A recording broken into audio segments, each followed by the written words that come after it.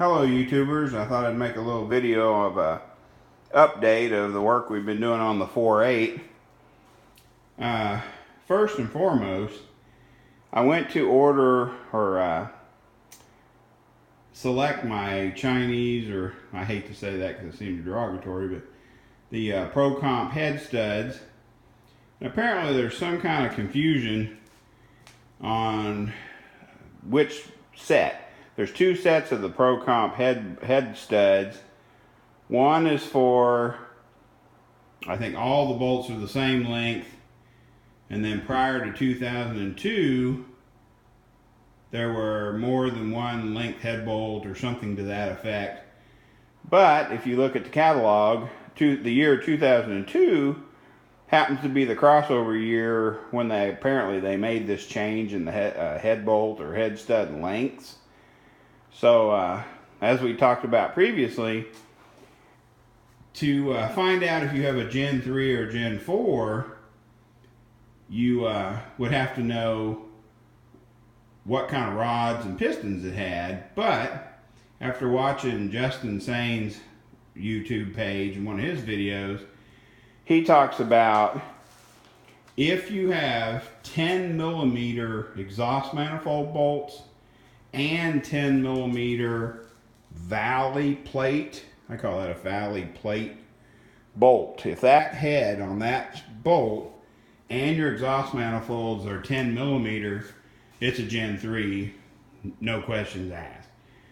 If you have 13mm bolts for your exhaust manifolds and 13mm bolts up here on your valley pan, that's going to be a Gen 4. Unfortunately, during those crossover years that put the Gen 4 rods and pistons and some of the you got the better rods and pistons in the older style block, which I think the crossover years around 2004, you can actually have a mix match of 10mm here plus 13mm on your exhaust manifold or vice versa. So a good way of looking at it is if you got 10mm top, on your valley, excuse me, and your exhaust manifold, your Gen 3, 13 and 13, your Gen 4. If you have a mixture between 10mm and 13mm, you're in that crossover year where you could have either or. You might have the Gen 3 rods, you might have the Gen 4, you won't know till you pull the pan. Naturally, I got the date code. Got this information off of a different video. When you look at your date code on the passenger front of the block, it's going to be a alphanumeric number. Mine is B282. So to break that down, AB, so this block was produced in February on the 28th day, 2002. Of course, I'm going to have a O2 block where I don't know for sure which head stud kit I need, because that's the year that the catalog crosses over between the two sets. Cost is really not big of a deal because it's a difference between, I want to say, $63 and $69.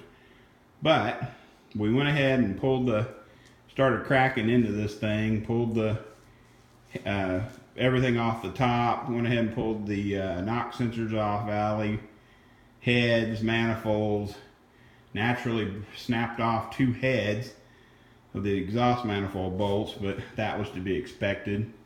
But I wanted to show you, this was the Gen 3 2002, and it has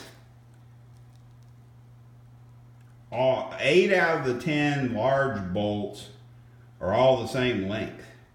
The only ones that are different are the top row under the valve cover end bolts. If you can tell, that end bolt on each end of the head is shorter than the 8 in between. So you got two short, or I would call them medium, but two shorter bolts and 8 all long bolts the same length.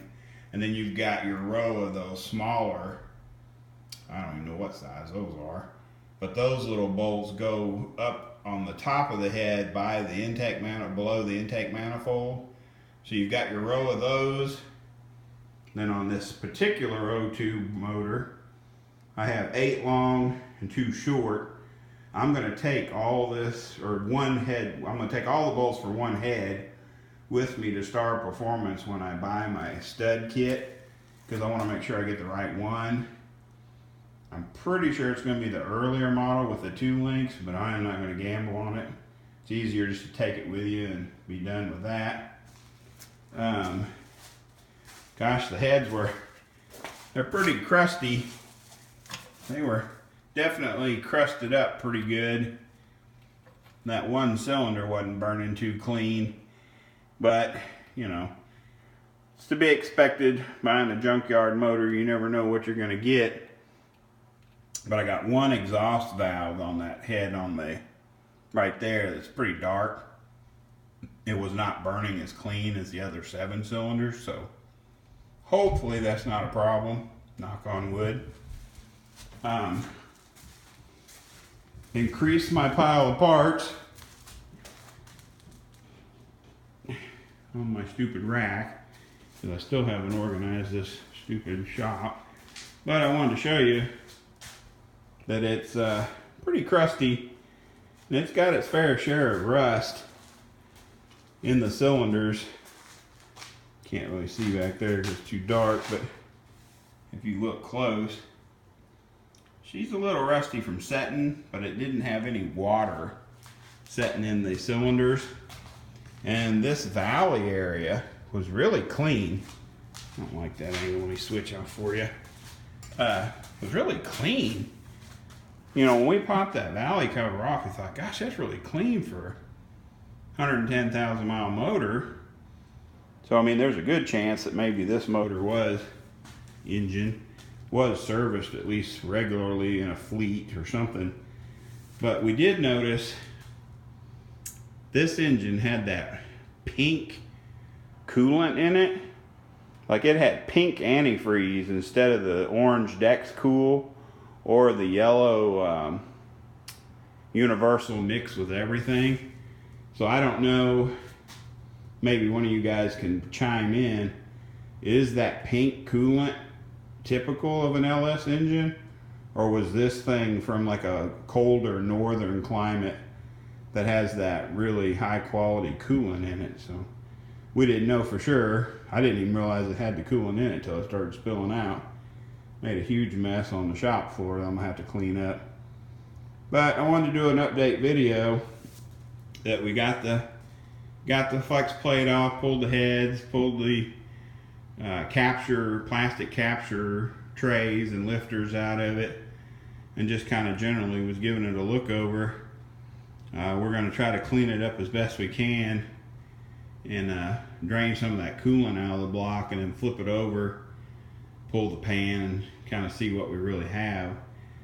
But just want to do a little bit of an update on the Turd-Bo and just let you know where we were at and how crusty those cylinders can be on just a service, you know, just a fleet vehicle. And doesn't have any ring groove. You know, just we were running our fingers through some of the cylinder bores. There was no ring groove. It's awfully impressive when you pull these motors apart and they come factory with a three layer MLS gasket. You know, as soon as you start loosening those head bolts, you can hear those spring. It's almost like the pressure of those MLS gaskets trying to push the head off. So it'll start popping and making kind of interesting noises that you don't generally see or hear. But we are making progress, trying to get things rolling on this, because it's, you know, it's going to be slow as I'm collecting parts. My dual valve springs did come in today, but I'm going to do a separate video on those, because they don't look too bad. But there's one spring that I'm going to bring up in the video on those Speedmaster / Pro Comp dual valve springs that I'm going to, I don't know, may have to take it to a machine shop because I don't have a pressure tester for springs. but I'm gonna have one of them tested because I didn't really like the way it looked. So anyway, there we are. We got the engine partially tore down, got it on the engine stand, made a huge mess, spilling coolant all over the shop floor. But that's part of the process. So anyway, you guys keep watching. I'll keep trying to get something done.